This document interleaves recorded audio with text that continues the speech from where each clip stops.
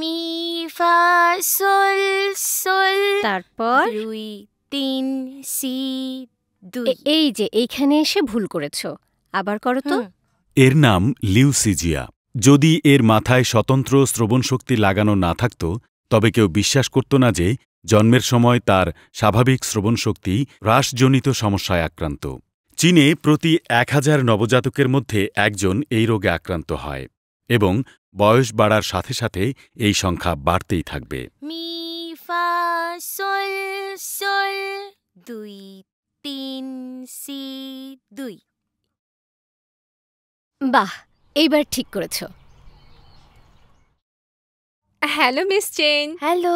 আমরা মুখের সৌন্দর্যের নিখুঁত অনুপাত সম্পর্কে আলোচনা করছি। এটি মুখের কোন অংশে? এই যে এই জায়গাটায়। হ্যাঁ, এই জায়গায় বাম পাশে কিছু অংশ। আমরা যখন ছবি আঁকছি তখন সে আমাদের আঁকতে খেয়াল ভালোবাসে, রাখতে হবে। তার কাছে এটি এক ধরনের চিত্ত বিনোদনের অংশ। আজকে তোমার ছবি আঁকতে কেমন লেগেছে? লাঞ্চে কি খেতে চাও? লিউসিজিয়া, দুপুরের খাবারের সময় হয়েছে। তোমাকে আরেকটু মাংস দেই? এটা তোমাকে লম্বা হতে পুষ্টি যোগাবে।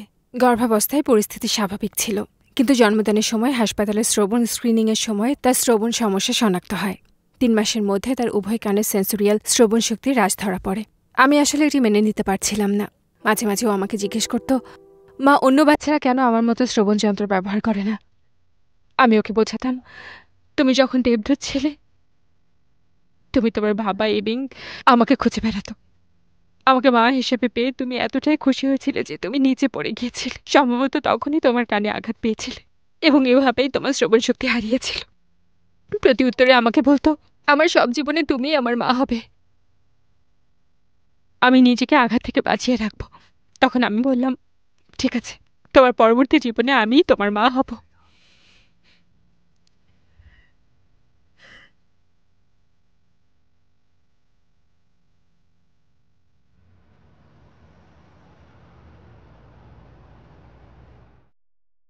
শ্রবণ স্ক্রিনিং নবজাতকের ভবিষ্যতে শ্রবণজনিত কোনো প্রতিবন্ধকতা আছে কিনা তার মাত্রা এবং প্রকৃতি নির্ধারণ করতে পারে, যার ফলে পরবর্তীতে উপযুক্ত ব্যবস্থা গ্রহণ করা যায়। আমার নাম লিউ শুয়াং। আমি তিয়ানজিন মহিলা ও শিশু স্বাস্থ্য কেন্দ্রের অডিওলজি বিভাগের একজন ডাক্তার। পরিবারের কোনো সদস্য কি আমাকে রিপোর্ট এনে দিতে পারবেন? আমি প্রধানত তিয়ানজিনে নবজাতকের শ্রবণ স্ক্রিনিং, পুনরাবৃত্তি নবজাতকের শ্রবণ স্ক্রিনিং এবং ডায়াগনস্টিক কাজের দেখাশোনা করে থাকি। তিয়ানজিনে জন্মগ্রহণকারী নতুন শিশুর সংখ্যার উপর ভিত্তি করে কতজন বাচ্চাকে পরীক্ষা করা হবে তা নির্ণয় করা হয়ে থাকে। এই পরীক্ষার হার প্রায় 10%। ব্যস্ততম সময়ে আমরা দিনে 70 থেকে 100 জন শিশুকেও পরীক্ষা করে দেখেছি। উভয় কানের শ্রবণ শক্তির অবস্থা ভালো। যখন তার বয়স প্রায় 1 বছর হয়ে যাবে তখন শিশুকে আবার স্ক্রিনিংয়ের জন্য এখানে নিয়ে আসবেন। আপনি তাহলে চলে যেতে পারেন। জন্মগত বধিরতায় আক্রান্ত শিশুদের 1 থেকে 5 বছরের মধ্যে ক্লকিয়ার ইমপ্লান্ট সার্জারি করার সর্বোত্তম সময়। এই সময়েই একটি শিশুর ভাষা বিকাশের গুরুত্বপূর্ণ সময়। যদি নবজাতকের শ্রবণ স্ক্রিনিংয়ের মাধ্যমে প্রাথমিক রোগ নির্ণয় করা যায় তবে এই বধির শিশুদের জন্য তাদের ভাগ্য পরিবর্তন করার একটি সুযোগ থাকবে। যারা জন্মগত বধির তাদের জন্য ককলিয়ার ইমপ্ল্যান্ট এখনও সেরা ব্যবস্থা। 2015 সালের 3রা ডিসেম্বর চীন প্রতিবন্ধী ব্যক্তি ফেডারেশনের ডাক্তার এবং কর্মীদের সহায়তায় ছোট্ট সিজিয়ার ককলিয়ার ইমপ্ল্যান্ট শুরু করেছিল।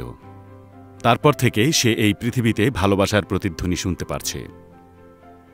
এটি চালু হওয়ার মুহূর্তে সে কেঁদে উঠেছিল। তা দেখে আমার খারাপ লাগে। আমি ভাবলাম, ও কেন কাঁদছে? নিশ্চয় তার কষ্ট হচ্ছে, এজন্যই কাঁদছে। আমাদের সাথে থাকা পুনর্বাসন শিক্ষক বলেছিলেন যে এটি একটি ভালো লক্ষণ, তার মানে সে আমাদের কথা শুনতে পাচ্ছে। এটি চীনের তিয়ানজিনে বধির শিশুদের জন্য পুনর্বাসন কেন্দ্র। 3 বছর বা তার চেয়ে ছোট শ্রবণ প্রতিবন্ধী শিশুদের পেশাদার শিক্ষকদের নির্দেশনায় প্রাথমিক হস্তক্ষেপ এবং মৌখিক ও ভাষা পুনর্বাসনের মধ্য দিয়ে যেতে হবে। এখানে পুনর্বাসন বিনামূল্যে করা হয়ে থাকে। 3 বছর আগে ছোট্ট সিজিয়া এখানে এসে স্বাভাবিক মানুষদের দুনিয়ায় ফিরে গেছে। তার কয়েক বছর পর সে প্রাক্তন শিক্ষককে আবার দেখতে পেয়ে আনন্দিত। Hello miss ডুডু। হ্যালো, তুমি তো একটু লম্বা লাজুক হয়ে গেছো। প্রকৃতির। চলো যাই। চলো যাই। ঠিক আছে। এসো, তোমার আগের ক্লাসরুমটি ঘুরে দেখি। তোমার মা কি আগেও তোমার সাথে এসেছিল? হ্যাঁ হুম, এই যে এটা হচ্ছে জলহস্তির চোখ। ম্যাডাম দেখুন, এখানে আরো হ্যাঁ। একটা আছে। এই যে দেখুন। আর হ্যাঁ? এগুলো হচ্ছে পা। এই যে দেখো। ম্যাডাম, আমি ওর শ্রবণ শক্তি মিস পরীক্ষা দুরুর করার সাথে জন্য যাও। একটি অডিওমেট্রি পরীক্ষা করতে যাচ্ছি। ঠিক আছে। সবকিছু ঠিক আছে? প্রথমে ডান কানটি পরীক্ষা করা যাক। এখানে এটি তোমার কানের পাশে রাখো। এটা শোনো। ডান কানের উপর। তুমি এটা শুনতে পাচ্ছ? হুম। এটা ভেতরে রাখো। বাহ, সাবাস। সেই সময়ে ইউনুসের পরিস্থিতি আমাদের জাতীয় সহায়তা প্রকল্পের শর্তগুলো পূরণ করেছিল। তার বাবা মায়ের আবেদন করার পরে শীঘ্রই এটি অনুমোদিত হয়েছিল। তার বয়স যখন 1 বছরেরও বেশি, তখন তার একটি ককলিয়ার ইমপ্ল্যান্ট করা হয়েছিল। সার্জারি এবং পরবর্তী পুনর্বাসন করা হয়েছিল বিনামূল্যে। বর্তমানে দেখা যাচ্ছে শিশুটি এখন 2 কান দিয়ে শুনতে পায়, কিন্তু তার বাম কান অন্যান্য ফ্রিকোয়েন্সির চেয়ে 500 হার্টসের কম ফ্রিকোয়েন্সি স্পষ্টভাবে শুনতে পায় না। ডিভাইসটি পরের বার ঠিক করার সময় অডিওলজিস্টকে বাম কানের কম ফ্রিকোয়েন্সিটি কিছুটা বাড়িয়ে দিতে বলবেন। 3 বছরেরও বেশি পুনর্বাসনের পরে লিউ সিজিয়া এখন আগের থেকে অনেকটা সুস্থ হয়ে উঠেছে। লিউ সিজিয়া এই গ্রীষ্মে স্কুলে যাবে।